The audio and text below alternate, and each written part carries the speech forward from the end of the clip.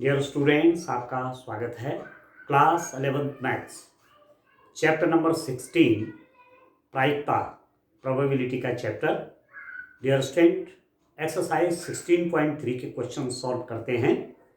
देखिए, प्रोबेबिलिटी से related exercise है। प्रोबेबिलिटी से रिलेटेड आप एक चैप्टर पढ़ रहे हैं तो कुछ चीज़ें आपको ठीक से जान लेनी चाहिए।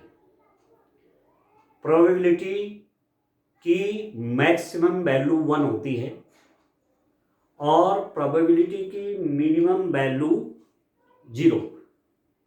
या ये कह सकते हैं कि प्रोबेबिलिटी का अधिकतम मान 1 और प्रोबेबिलिटी का न्यूनतम मान 0। प्रोबेबिलिटी की वैल्यू कभी भी 1 से बड़ी नहीं होती और प्रोबेबिलिटी की वैल्यू किसी इवेंट की, किसी घटना की प्रायिकता, उसकी वैल्यू 0 से लेस भी नहीं होती। मतलब वो नेगेटिव में नहीं होती। प्रायिकता हमेशा पॉजिटिव में होती है। 0 हो सकती है, 1 हो सकती है, 0 और 1 के बीच कोई संख्या हो सकती है। जो श्योर इवेंट है, निश्चित घटनाएं हैं जिनका घटना तय है।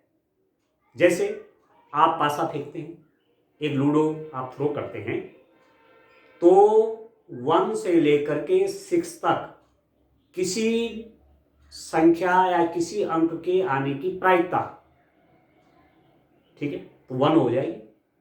1 आए चाहे 2 आए चाहे 3 आए चाहे 4 आए चाहे 5 आए चाहे 6 आए, ठीक है ना, सक्सेस है। तो ये 100% समझ लीजिए आपकी होना ही होना है। जब आप डाई फेंकेंगे, पासा फेंकेंगे, तो 1 से लेकर के 6 तक कोई ना कोई नंबर आएगा ही, तो प्रोबेबिलिटी 1, ठीक है। अब मैं इसी में कहूं कि हमने डाई फेंका और आपसे पूछा गया है कि प्रायिकता ज्ञात कीजिए कि 7 आ जाए, 7 का अंक आ जाए। तो आप जानते हैं कि डाइस में 7 का अंक तो होता ही नहीं है, तो उसके आने की संभावना, असंभव घटना होगी, तो उसकी प्रायिकता कितनी होगी? 0 होगी, ठीक होगी। तो किसी घटना की प्रायिकता, प्रोबेबिलिटी ऑफ एनी इवेंट, किसी घटना की प्रायिकता 1 या 1 से छोटी और 0 या 0 से बड़ी होती। इसको आप याद रखिए। Probability of E less than equal to 1, greater than equal to 0।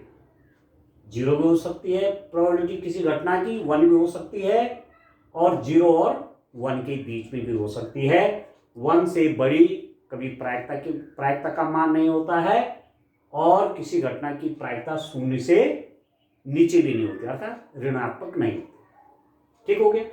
अब चलिए डियर स्टूडेंट, एक सैंपल स्पेस है, एक प्रतिदर्श समष्टि है जिसमें 7 इवेंट्स हैं, W1, W2, W3, W4, W5, W6, W7, 7 event है, ठीक हो। इन सब की प्रोबेबिलिटीज, इन सब घटनाओं की प्रायिकताओं का योग 1 होगा, ठीक है। इनमें किसी टाइम पर लिखूंगी probability of W1 plus probability of W2 plus probability of W3 plus probability of W4 plus probability of W5 plus probability of W6 plus probability of W7 is equal to 1, ठीक है। मतलब कोई sample space बना है, उस sample space में कुल 7 घटनाएं हैं, 7 इवेंट्स हैं वहां, W1 से लेकर के W7 तक। इन सब की प्रोबेबिलिटीज का सम करूंगा तो 1 आएगा, याद रखिएगा, ठीक हो गया। जैसे एक उदाहरण आपको और देता हूं। मैंने कोई कॉइन टॉस किया, किसी सिक्के को उछाला, तो सैंपल स्पेस क्या बनेगा? या तो हेड बनेगा या टेल बनेगा। सैंपल स्पेस में क्या क्या चीजें आ जाएंगी? सिक्के को उछालने पर, कॉइन को टॉस करने पर या तो हेड गिरेगा या क्या गिरेगा? टेल गिरेगा, ठीक है। अब मैं मतलब कहने का मतलब हुआ कि ये जो सैंपल स्पेस है, ये जो प्रतिदर्श समष्टि है, इसमें 2 एलिमेंट्स हैं, एक H हो गया एक T हो गया। तो अब आप देखिए probability of H plus probability of T हमेशा कितना हो गया 1 होगा। Probability of H plus probability of T is equal to 1। ठीक है, ठीक है। तो अब आप देखिए एक मैं एग्जांपल आपको और देता हूं। मैं किसी पासे को उछाल रहा हूं, किसी पासे को थ्रो कर रहा हूं, ठीक है, किसी डाई को थ्रो कर रहा हूं, तो सैंपल स्पेस क्या बनेगा डियर स्टूडेंट? 1 भी आ सकता है, 2 भी आ सकता है, 3 भी आ सकता है, 4 भी आ सकता है, 5 भी आ सकता है और 6 भी आ सकता है। कोई डाई मैंने थ्रो किया है, कोई पासा फेंका है, तो इस प्रकार के अंक आ सकते हैं। 1 भी आ सकता है, 2 भी आ सकता है, 3 भी आ सकता है, 4 भी आ सकता है, 4 भी आ सकता है, 5 भी आ सकता है और 6 भी आ सकता है। तो ये बन गया प्रतिदर्श समष्टि सैंपल स्पेस। इन सब की प्रोबेबिलिटीज का सम करूंगा तो 1 आएगा। कहने का मतलब हुआ कि प्रोबेबिलिटी ऑफ गेटिंग 1, प्रोबेबिलिटी 2 आने की प्रोबेबिलिटी, प्लस 3 आने की प्रोबेबिलिटी, प्लस 4 आने की प्रोबेबिलिटी, प्लस 5 आने की प्रोबेबिलिटी, प्लस 6 आने की प्रोबेबिलिटी इज इक्वल टू सबका सम 1 हो जाएगा। इस घटना की प्रोबेबिलिटी प्लस इस घटना की प्रोबेबिलिटी प्लस इस इवेंट की प्रोबेबिलिटी प्लस इस इवेंट की प्रोबेबिलिटी प्लस इसकी सबका सम 1। एक चीज आप दिमाग में रखिए ठीक से, ठीक है डियर स्टूडेंट। तो इसी पर रिलेटेड आपका एक क्वेश्चन है, पहला वाला जो क्वेश्चन है इसी से रिलेटेड है, इसी से संबंधित प्रश्न है आपका। आप देखिए ये तो मैंने आपको सब समझा दिया है, बता दिया है, ठीक हो गया। अब मैं इस क्वेश्चन को करता हूं डियर स्टूडेंट। एक सैंपल स्पेस है, उसमें आप देख रहे हैं 7 एलिमेंट्स हैं, W1, W2, W3, W4, W5, W6 और W7, ये ठीक है। अब इनकी प्रोबेबिलिटीज अलग अलग रूप में लिखी हुई है। ए में W1 की प्रायिकता 0.1, W2 की 0.01, ठीक है ना। ये सैंपल स्पेस है, इसमें 7 इवेंट्स हैं, 7 घटनाएं हैं, उनकी प्रायिकताएं दी हुई हैं, प्रोबेबिलिटीज दे रखी हैं। W1 की 0.1, W2 की 0.01, W3 की 0.05, W4 की 0.03, W5 की 0.01, W6 की 0.2 और W7 की 0.6। प्रश्न है कि प्रतिदर्श समष्टि ये परिणामों के लिए, ये परिणाम हैं, आउटकम्स, निम्नलिखित में से कौन सी प्रायिकता निर्धारण वैध नहीं है? ठीक हो गया। Which of the following can not be valid assignment of probabilities for outcomes of a sample space? कौन निर्धारण वैध नहीं है, मतलब कौन सी प्रोबेबिलिटी सही नहीं है, ये इनमें देखना है। अब मैं आपसे कह रहा था W1, W2, W3, W4, W5, W6, W7, 7 उसमें आउटकम्स हैं, ठीक है। 7 बातें हो रही, 7 घटनाएं हैं, इसकी प्रोबेबिलिटी प्लस इसकी प्रोबेबिलिटी प्लस इसकी प्रोबेबिलिटी प्लस इसकी प्रोबेबिलिटी कितना हो जाएगा? आप देखिए यहां पर लिख देता हूं समीशन PWI, समस्त प्रायिकताओं का योग, इन सब प्रोबेबिलिटीज को जोड़िए। 0.6, 0.2, 0.8, 0.9, 0.9 हो गया, और इसको देखो 0.03, 0.04, 0.9, ठीक है, 1.1 ही हो गया। इन सबको प्लस करूंगा, आप प्लस करेगा, कैसे प्लस करेंगे? आप इस रूप में प्लस करेंगे। आप लिखेंगे probability of W1 plus probability of W2 plus probability of W3 plus probability of W4 plus probability of W5 plus probability of W6 plus probability of W7। इसी को मैंने क्या लिख दिया है? समीशन PI, इस रूप में लिख दिया। अब देखो ये कितना है? 0.1 है, 0.01 है, 0.05 है, ये सब लिख रहा हूं, प्लस 0.03 है, प्लस 0.01 है, प्लस 0.2 है, प्लस 0.6 है। इन सबको प्लस करेंगे तो 1 आ रहा है, 1 इसको इसको इसको इसको इसको इसको प्लस कर दूंगा तो कितना है 1। अब मैंने आपसे क्या कहा था अभी, मैंने आपसे कहा था 0 is less than equal to probability of E less than equal to 1। ठीक है, इन सभी की प्रोबेबिलिटीज का सम 1 आएगा, इन सबकी प्रोबेबिलिटीज का सम 1 आएगा, बिल्कुल 1 आया है तो निर्धारण वैध है कि नहीं है, आप लिखेंगे वैध है, वैलिड, वैध, वैध, वैलिड। ये जो प्रोबेबिलिटी डिस्ट्रीब्यूशन है, ये प्रायिकताओं का जो बंटन है, ये बिल्कुल सही है, क्योंकि इन सब का सम 7 घटनाएं हैं, सबकी प्रायिकताओं को जोड़ूंगा तो मेरे पास 1 आएगा, तो ये है वैध, वैलिड। ठीक हो, ठीक है, वैध, या इसको लिख दीजिए हाँ, क्योंकि प्रश्न ऐसा पूछा है प्रायिकता निर्धारण वैध नहीं है। कौन सा नहीं है, ये तो है, ये वैध है, वैलिड। ठीक, इसको देखिए, यहां प्रोबेबिलिटीज का प्लस करिए। ठीक है, दूसरे वाले में बी वाले जो पार्ट है उसमें आपने ऐसे करना है, सम ऑफ ऑल द प्रोबेबिलिटी, सारी प्रायिकताओं को जोड़ लीजिए, 1/7 plus 1/7 plus 1/7 plus 1/7 plus 1/7 plus 1/7 plus 1/7 कितना हो, 1 2 3 4 5 6 7, 7/7 आ गया 1। इन सभी घटनाओं की प्रायिकताओं का योग कितना हो गया, 1। तो सही तो है, तो आ गया वैध, ये भी वैध है, वैध, वैलिड, ये वैलिड है। ठीक, अब इसको देखिए आप, सी वाले को, इसमें ए भी वैलिड है, बी भी वैलिड हो गया, वैध है ये, हाँ ये वैध है, वैलिड है, ये भी वैलिड है। ठीक है, सही है। अब इसको देखो, 0.7 ऐड करिए, 0.7 प्लस 0.6 कितना हो गया, 1.3, तो यहीं पर हो गया ये। इन दोनों को आप प्लस करेंगे या सबको प्लस करेंगे तो कितना हो रहा है, 13 18 22 25 27 28, 2.8। इन सब प्रोबेबिलिटीज का सम कितना हो रहा है, 2.8 हो रहा है। और हमने आपको बताया कि प्रायिकताओं का योग ऐसी स्थिति में 1 आएगा। ठीक है, किसी सैंपल स्पेस में जितनी घटनाएं हैं उन सबकी प्रायिकताओं का योगफल 1 आएगा। तो ये तो कितना आ रहा है, 2.8।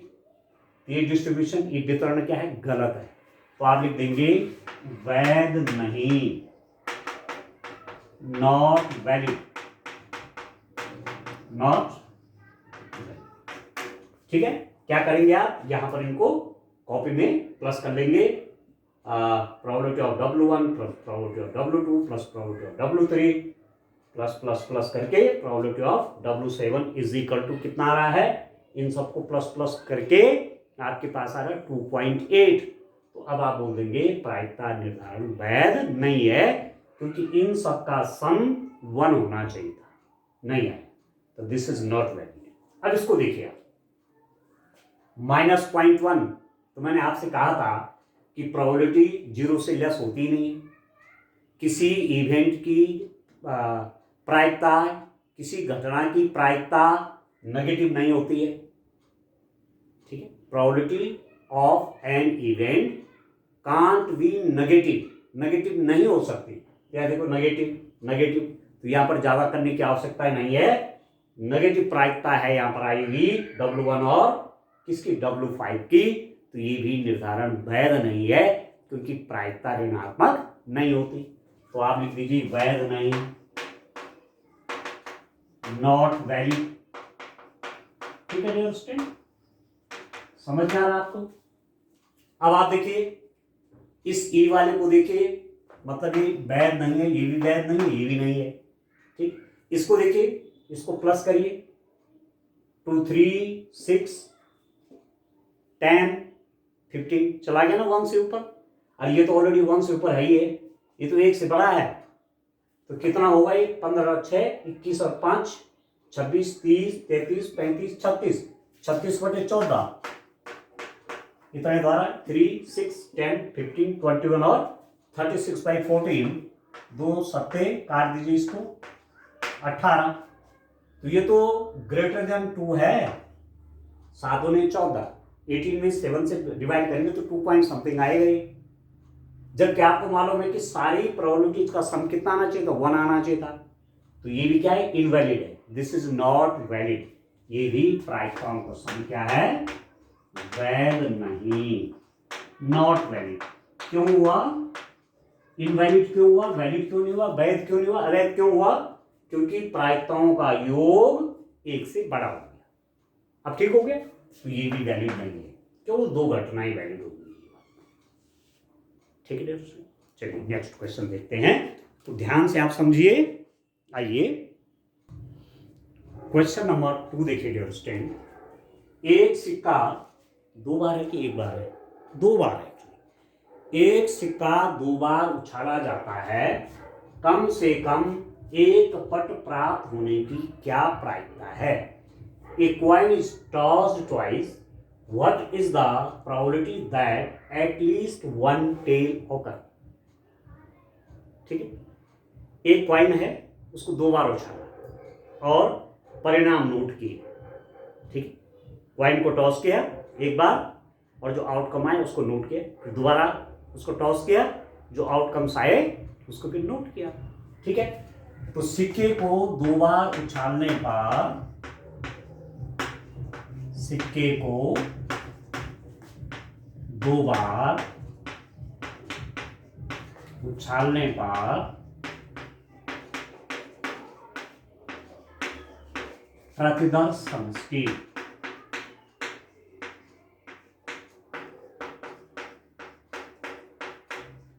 Sample space,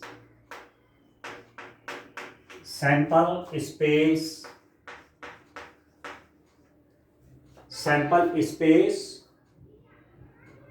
when a coin is tossed twice। ठीक है, क्या सैंपल स्पेस बनेगा डियर स्टूडेंट, एक क्वाइन को 2 बार उछालने पर प्रतिदर्श समष्टि क्या होगी, क्वाइन को 2 बार टॉस किया गया, सैंपल स्पेस क्या होगा। ऐसा हो सकता है कि दोनों टाइम पर हेड ही हेड आए, क्वाइन को टॉस किया 1 बार, आपने देखा हेड गिर गया, फिर दोबारा टॉस किया, आपने देखा फिर हेड गिर गया, तो हेड हो सकता है, या पहली बार में हेड हो सकता है, क्वाइन को टॉस के देखा आपने हेड गिर गया, दोबारा उठाया टॉस किया फिर देखा कि टेल आ गया, टेल हो सकता है, या पहली बार में क्या हो सकता है, टेल हो सकता है, दूसरी बार में हेड हो सकता है, या पहली बार में भी टेल आया दूसरी बार में भी टेल आया। इसके अतिरिक्त कोई और घटना हो ही नहीं सकती। ठीक है, तो 4 इवेंट्स हो गई ये, क्वाइन को टॉस करने पर जो आउटकम्स होंगे वो ये हो सकते हैं। ठीक हो, अब आप देखो, हमेशा जब आप प्रोबेबिलिटी क्वेश्चन करते हैं तो सैंपल स्पेस जरूर बना लीजिए। ठीक है, नंबर ऑफ द एलिमेंट्स, अब आप यहां पर देख सकते हैं कि number of the elements in the sample space are 4। इस प्रतिदर्श समष्टि में कुल 4 एलिमेंट हैं, 1 2 3 4। ठीक, अब माना, मैं मानता हूं कि माना घटना ई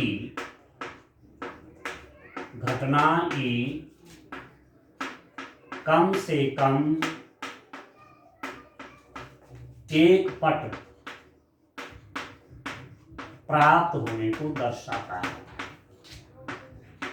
1 पट प्राप्त होने को दर्शाता है।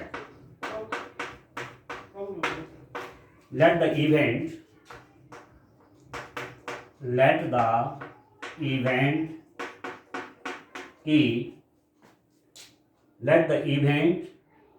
E shows at least 1 tail occur। ठीक हो, ई क्या दिखा रहा है, कम से कम 1 पट। कम से कम का क्या मतलब है, एटलीस्ट 1 का मतलब क्या है। यदि मैं कहूं कि कम से कम क्लास में 1 स्टूडेंट तो होगा ही, कम से कम एटलीस्ट 1 तो होगा ही, 2 भी हो सकते हैं, 3 भी हो सकते हैं, 4 भी आ सकते हैं, 5 भी आ सकते हैं अप्रोक्सीमेट। या संडे को बच्चे बुलाए स्कूल में, आपने कहा बच्चों कल कुछ काम है, जरा संडे को स्कूल आ जाइए, और आप कह रहे हैं कि कम से कम एक बच्चा तो आएगा ही। तो कम से कम एक मतलब एक तो आएगा ही आएगा, 2 भी हो सकते हैं, 3 भी हो सकते हैं, 4 भी हो सकते हैं, ज़्यादा भी हो सकते हैं, ये मतलब है इसका। एटलीस्ट 1, अधिकतम एक। अब देखो 2 घटनाएं हैं, एटलीस्ट कम से कम और अधिक से अधिक, at most, at least at most, कम से कम अधिक से अधिक। अधिक से अधिक देखिए, संडे की बात कर रहा हूं, स्टूडेंट बुला रखे स्कूल में, तो आप क्या कह रहे हैं, अधिकतम या अधिक से अधिक एक बच्चा विद्यालय आएगा, अधिक से अधिक। अब अधिक से अधिक मतलब एट मोस्ट इन इंग्लिश, इसका मतलब ये होगा कि अधिक से अधिक एक बच्चा विद्यालय आएगा का मतलब ये होता है कि या तो एक बच्चा आएगा या शून्य बच्चे, कोई नहीं आएगा। अधिक से अधिक 2 नहीं आ सकते, एक बच्चा हो सकता है, अधिक से अधिक एक बच्चा स्कूल आ रहा है या स्कूल आएगा, एक भी हो सकता है और शून्य भी हो सकता है, कोई बच्चा नहीं है। तो समझ गए, कम से कम तो समझ गए, ठीक है ना। तो उसका जस्ट अपोजिट क्या है, अधिक से अधिक, ठीक है ना, एट मोस्ट। अब आप देखो कम से कम एक पट, कम से कम एक पट का मतलब क्या हुआ। अब आप क्वाइन को 2 बार टॉस कर रहे हैं तो पट क्या गिर सकते हैं, एक बार पट गिर सकता है या दोनों पट गिर सकते हैं, ठीक, एक बार भी पट आ सकता है, दोनों बार भी पट आ सकता है, 1 टाइम टेल आ सकता है। क्वाइन को टॉस किया, फिर आउटकम जो आया नोट की, फिर दोबारा टॉस किया, आउटकम जो है नोट की, तो दोनों बार जब सिक्का उछाला गया है तो क्या हो सकता है, एक बार हो सकता है पट आए, टेल आए, या दोनों बार टेल आए, ठीक है। अब एक बार टेल आए, कम से कम एक मतलब एक टेल आएगा और 2 टेल भी आ सकता है, क्योंकि मैक्सिमम 2 टेल इस सैंपल स्पेस में हो सकते हैं। तो एक टेल कहाँ है, एक पट कहाँ है, एच की, यदि पहले में हेड गिरा दूसरे में टेल गिरा, तो यहां भी एक टेल है, या पहले टेल गिरा दूसरा हेड गिरा, ठीक है, यहां भी एक टेल हो गया, या दोनों टेल। अब समझ में आ गया, एटलीस्ट का मतलब कम से कम एक पट आने के लिए ये बात है, ये एक पट को शो कर रहा है या दोनों पट को शो कर रहा है, ठीक है। अब आप देखिए कम से कम एक पट प्राप्त होने की प्रायिकता,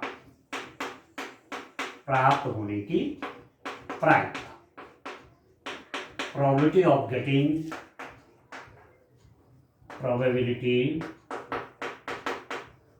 getting at least 1 टेल कितना हो जाएगा, probability of E is equal to, अब प्रायिकता का फॉर्मूला है वो आप जानते हैं, अनुकूल घटनाओं की संख्या,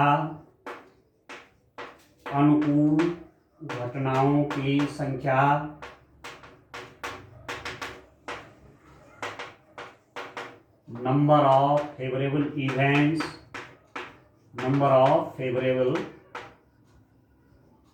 events divided by total number of the events, कुल घटनाओं की संख्या।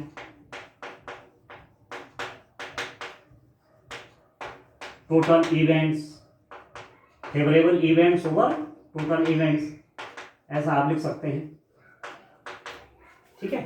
अनुकूल घटनाओं की संख्या बटे कुल घटनाओं की संख्या, अनुकूल घटनाएं बटे कुल घटनाएं, ये भी कह सकते हैं। Favourable events divided by number of favourable events divided by total number of events.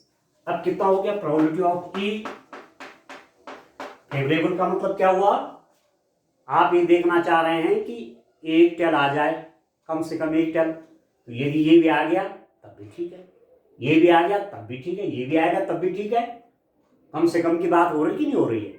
तो फेवरेबल कितने हो गए, 1 2 3, इस ई में कितने एलिमेंट हैं, 3 बाई उस सैंपल स्पेस में, उस प्रतिदर्श समष्टि में कितने एलिमेंट हैं, 1 2 3 4, 3/4 हो जाएगा। अंडरस्टैंड, यहां पर प्रोबेबिलिटी आपके पास कितनी आ जाएगी, 3/4। आगे इस फॉर्मूले को आप तैयार रखिए। किसी घटना की प्रायिकता क्या होगा, उस घटना के अनुकूल घटनाओं की संख्या डिवाइडेड बाय कुल घटनाओं की संख्या। Total number of favourable events, number of favourable events divided by total number of events. ठीक हो गया। चलिए ये क्वेश्चन और देखते हैं। आइए क्वेश्चन नंबर 3 देखते हैं। एक पासा फेंका जाता है, उनकी घटनाओं की प्रायिकता ज्ञात कीजिए। A dice thrown, find the probability of following events. ये 5 इवेंट्स हैं, इनकी प्रोबेबिलिटी चाहिए। ठीक है, तो अब आप देखिए, सबसे पहले सैंपल स्पेस बनाते हैं, प्रतिदर्श समष्टि बनाते हैं। किसकी? जब एक पासा फेंका जाता है, एक डाई को थ्रो किया जाता है, तो क्या क्या हो सकता है? 1 आ सकता है, 2 आ सकता है, 3 आ सकता है, 4 आ सकता है, 5 आ सकता है और 6 आ सकता है। पासे की फेंक में यहाँ पर लिख देता हूं, पासे की फेंक में प्रतिदर्श समष्टि, प्रतिदर्श समष्टि, sample space, sample space in a throw of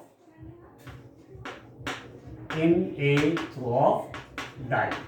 किसी डाई को फेंका जा रहा है तो प्रतिदर्श समष्टि क्या बनेगी?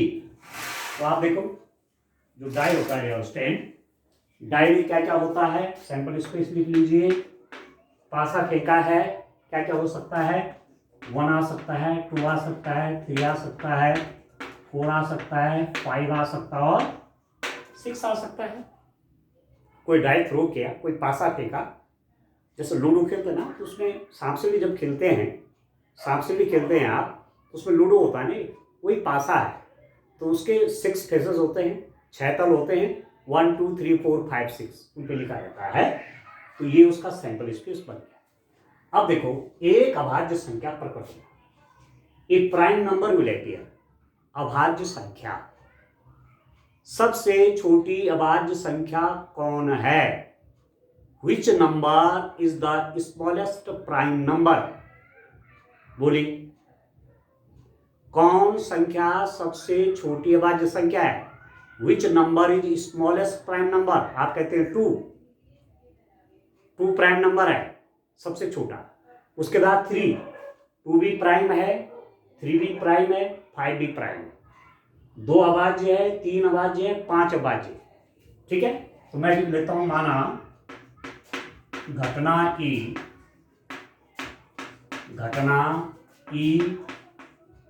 अभाज्य संख्या दर्शाता है। ये लिखना चाहिए ऐसा, अभाज्य संख्या दर्शाता है, या अभाज्य संख्या आने को दर्शाता है। Let E shows the outcome is prime। पासे को फेंका, आउटकम जो दिख रहा है वो क्या होना चाहिए?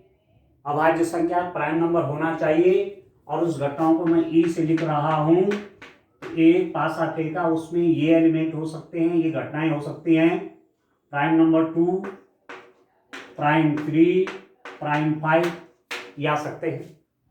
ठीक है, अब सिंपल आपको मालूम है, जो इवेंट मालूम चल गया, इवेंट में कौन कौन एलिमेंट हैं, टोटल सैंपल स्पेस में कितने इवेंट हैं। ठीक है, तो आप प्रोबेबिलिटी निकाल देंगे। ठीक है, तो घटना ई की प्रायिकता आप लिख सकते हैं कि अभाज्य संख्या प्रकट होने की प्रायिकता, अभाज्य संख्या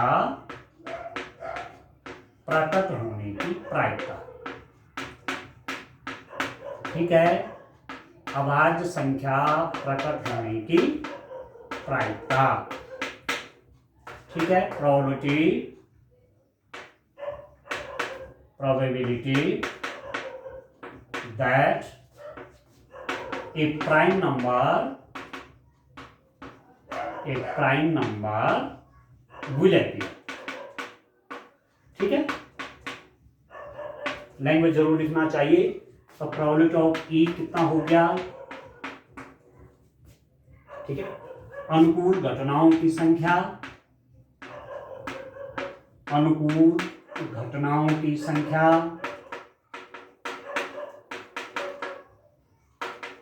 डिवाइडेड बाय कुल घटनाओं की संख्या, कुल घटनाओं की संख्या, ठीक है। इंग्लिश में आप लिख देंगे number of favourable events divided by total number of events. अब आप बोलेंगे घटना क्या हुई, पीछे मैंने सब पढ़ा रखा है ना, ठीक है। घटना क्या हुई, ये सब घटनाएं तो हैं, ये इवेंट है, कोई भी आ सकता है, 1 पढ़ सकता है इवेंट है, 2 आ सकता है इवेंट है, 3 आ सकता है घटना, 4 आ सकती है घटना, घटना बोल इवेंट बोल एक ही बात है।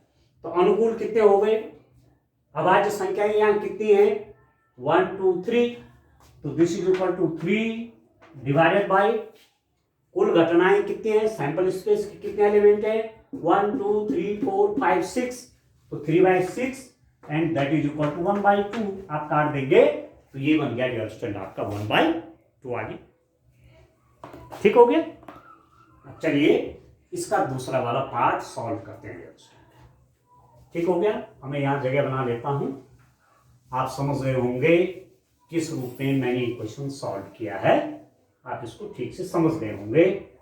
तो इसके बाकी क्वेश्चन, बाकी पार्ट आप खुद ही कर सकते हैं, पर मैं भी चलिए जिससे आपको आगे क्वेश्चन करने में आसान हो, इसको भी समझा देता हूं आपको। इसके जो बाकी पार्ट्स रहे हुए हैं ना, इन पर भी डिस्कस कर लेते हैं। ये चलिए नेक्स्ट वाला देखते हैं, इसका सेकंड वाला पार्ट देखते हैं डियर स्टूडेंट।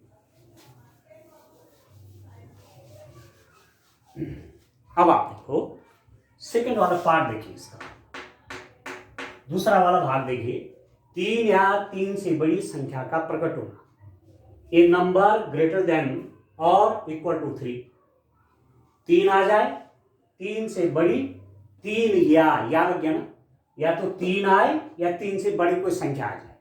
तो मान लेते हैं, माना घटना F 3 या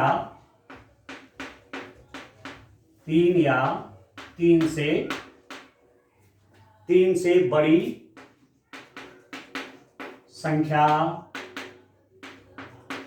प्रकट होना दर्शाती है, प्रकट होना दर्शाती है, ठीक है। Let X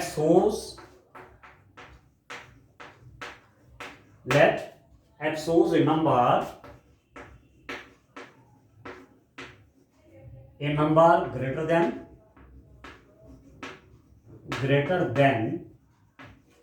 or equal to 3। कितना हो जाएगा, अब F में कौन कौन एलिमेंट होंगे, F के एलिमेंट कौन कौन होंगे, F में कौन कौन शामिल होगा, 3 या 3 से बड़ा, तो 3 भी होगा, और 3 से ग्रेटर कौन है, 3 से बड़े, 4 5 6, 3 4 5 6 हो जाएंगे। F में कौन कौन एलिमेंट आ जाएंगे, 3 4 5 6, क्योंकि 3 भी है और 3 से बड़े भी हैं, ठीक है। तो अब आप देख सकते हैं, अब आप लिख सकते हैं घटना F की प्रायिकता, जबकि क्या रहा है, 3 या 3 से बड़ी संख्या आने की प्रायिकता। तो प्रोबेबिलिटी ऑफ F मतलब 3 या 3 से बड़ी संख्या आने की प्रायिकता, probability of getting a number equal to 3 और ग्रेटर देन 3। तो आप क्या लिख देंगे, number of favourable events, number of favourable events divided by total number of events. अनुकूल घटनाओं की संख्या बटे कुल घटनाओं की संख्या। अनुकूल कितने हैं, F में कितने एलिमेंट है, 1 2 3 4 डिवाइडेड बाय कुल घटनाओं की संख्या मतलब सैंपल स्पेस में कितने एलिमेंट है, 1 2 3 4 5 6, 2 से काट लीजिए, तो this is equal to 2y3 आ गया समझ में डियर स्टूडेंट। ठीक है, अब चलिए इसका नेक्स्ट पार्ट देखते हैं, थर्ड वाला पार्ट। बड़े आराम से करिए, मुझे पूरा विश्वास है कि आपको ठीक से समझ में आ रहा होगा। ठीक है डियर स्टूडेंट, सैंपल स्पेस रहने देते हैं, बाकी तो मैं सब वाइप कर देता हूं। देखिए इस रूप में करिए, प्रोबेबिलिटी बहुत इंटरेस्टिंग है। जब आप 12th में जाएंगे, अभी अप्रैल में तो प्रोबेबिलिटी का है, वहाँ काफ़ी बड़ा चैप्टर है प्रोबेबिलिटी का, और बोर्ड में 8 मार्क्स के क्वेश्चन प्रोबेबिलिटी से पूछे जाते हैं क्लास 12 में। तो बढ़िया तैयारी यहाँ कर लीजिए, तो अगले साल नेक्स्ट सेशन में, नेक्स्ट एकेडमिक सेशन में आपको प्रोबेबिलिटी करने में दिक्कत नहीं। ठीक हो, अब थर्ड वाला देखिए आप, इसका थर्ड पार्ट देखिए, एक या एक से छोटी संख्या का प्रकट होना, उसकी प्रोबेबिलिटी निकाल लीजिए कि या तो एक आए या एक से छोटी आए। ठीक है, माना घटना ए, आप ई से दिखा सकते हैं घटना को कैपिटल लेटर में, घटनाएं इवेंट को कैपिटल लेटर में दिखाते हैं, कुछ भी दिखा सकते हैं आप। माना घटना ए संख्या एक या एक से छोटी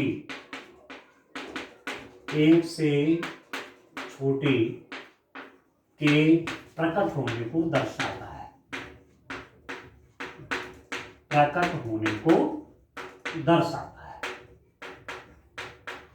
ठीक है, लेट, अब इंग्लिश में आप देख लेंगे, late the event A shows a number less than or equal to 1 appear। तो इस ए में कौन कौन से एलिमेंट होंगे, या तो 1 आएगा या 1 से छोटा। अब आप कोई डाई फेंक रहे हैं तो 1 से छोटा आ सकता है क्या, 1 से लेस कोई नंबर वहां आ सकता है, नो, 0 इज नॉट देयर। ठीक हो गया, इसका मतलब केवल उसमें एक एलिमेंट है। इस सिंपल इवेंट होगी, सरल घटना जिसमें केवल एक एलिमेंट है। अब इसकी प्रोबेबिलिटी चाहिए, तो प्रोबेबिलिटी ऑफ ए, पासा फेंका, डाई फेंका, उस पर एक या एक से छोटी संख्या आने की प्रायिकता कितनी होगी, नंबर ऑफ फेवरेबल इवेंट्स, अनुकूल घटनाओं की संख्या, कितने एलिमेंट है ए में, 1 डिवाइडेड बाय कुल घटनाओं की संख्या, कुल कितने डियर स्टूडेंट, सैंपल स्टूडेंट 6। ये हो गया। आप अवश्य फॉर्मूला जरूर लिखिए, फॉर्मूला लिखने से आपको याद हो जाएगा। ठीक है, तो ये हो जाएगा 1/6। अब चलिए फोर्थ वाला देखते हैं। ठीक है डियर स्टूडेंट, इस रूप में ये क्वेश्चंस आपने सॉल्व करने हैं। ठीक है, चलिए डियर स्टूडेंट, नेक्स्ट क्वेश्चन आप देखते हैं, 6 से बड़ी संख्या का प्रकट होना। अब देखो ये कितना इंटरेस्टिंग है, 6 से बड़ी संख्या, पासा फेंक रहे हैं और 6 से बड़ी संख्या को देखना चाह रहे हैं, संभव है क्या। माना पासे को फेंकने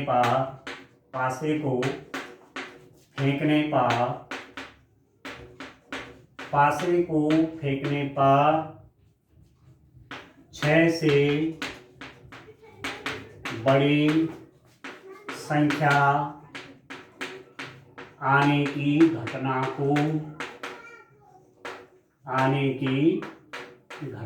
को बी से दर्शाया गया है। किसी से भी दर्शाए पर कैपिटल लेटर में दर्शाना, बी से दर्शाया गया है। Let event B shows a number more than, 6 से बड़ी है ना, ओके। हाँ, let the event B shows a number more than 6 will appear.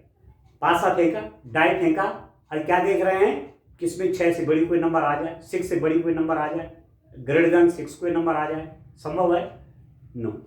ये जो बी है ये कैसा सेट बन जाएगा, this is a null set, इसमें कोई एलिमेंट होगा ही नहीं। ये कैसी घटना हो जाएगी, असंभव घटना। इम्पॉसिबल इवेंट, क्योंकि पासे को फेंकने पर 6 से बड़ा कुछ आ ही नहीं सकता। It means probability of B कितना हो जाएगा, this is equal to 0। Probability of impossible event is 1। असंभव घटनाओं की प्रायिकता 0। ठीक है दोस्तों, तो 6 से बड़ी संख्या आना मतलब पासे को फेंकने पे 6 से बड़ी कोई नंबर आएगी, नहीं आएगी, यह असंभव घटना है, इसलिए डियर स्टूडेंट इसकी प्रोबेबिलिटी कितनी हो गई, 0। ठीक हो गया। अब चलिए फिफ्थ वाली प्रॉब्लम भी देख लेते हैं, ठीक है ना। इस रूप में ये क्वेश्चंस आपने सॉल्व करने हैं। मुझे पूरा विश्वास है कि आपको अच्छे लग रहे होंगे क्वेश्चंस, समझ में आ रहे होंगे, क्योंकि एक बार ठीक से समझ लिया तो फिर कंसेप्ट भी ठीक हो गया तो न्यूमेरिकल क्वेश्चन करने में कहीं कोई दिक्कत नहीं आने वाली। ठीक हो गया। अब इसकी लास्ट वाला देखते हैं, फिफ्थ वाला देखो। 6 से छोटी संख्या का प्रकट होना, a number less than 6 will appear. मैं मान लेता हूं, माना घटना ई,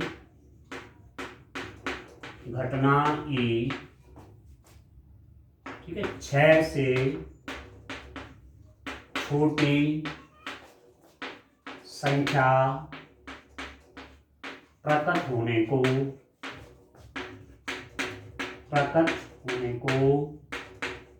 दर्शाता है। ठीक है, late the event E shows a number less than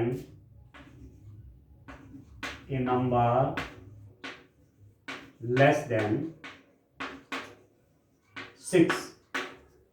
Let the event E shows a number less than 6. अब आप देखो E में कौन कौन से एलिमेंट आ जाएंगे डियर स्टूडेंट। 6 से छोटी संख्या का प्रकट होना, नंबर लेस देन 6, ये है ना सैंपल स्पेस। पासा फेंका, डाई फेंका, 6 से छोटा क्या क्या आ सकता है, 1 6 से लेस है, 2 6 से लेस है, 3 6 से लेस है, 4 6 से छोटी है, 5 6 से छोटी है, ये नंबर आ जाएंगे 1 2 3 4 और 5। इस इवेंट में ये 5 एलिमेंट्स होंगे। इस घटना में 5 संख्याएं होंगी, क्योंकि सब क्या है, 6 से छोटी है, लेस देन 6। ठीक है, तो अब आप देखो 6 से छोटी संख्या आने की प्रायिकता, 6 से छोटी संख्या प्राप्त होने की प्रायिकता,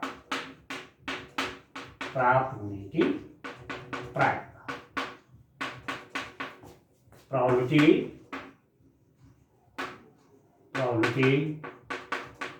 of getting